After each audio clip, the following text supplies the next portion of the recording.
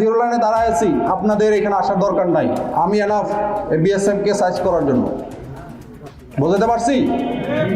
যখন আমার প্রয়োজন হবে তখন আমি বলবো ঠিক আছে গ্রামবাসী, আমাদের গ্রামবাসীকে নিয়ে আসো, আমরা সাইজ করি।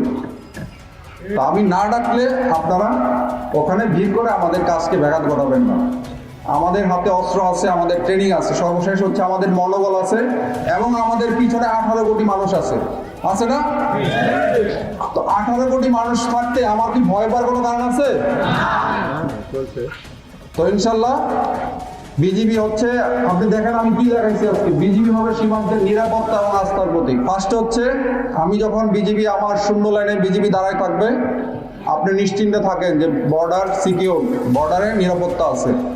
আর আস্থা হচ্ছে আমরা যে কোনো কাজে আপনি আমাকে আমার সাহায্য সহযোগিতা পাবেন।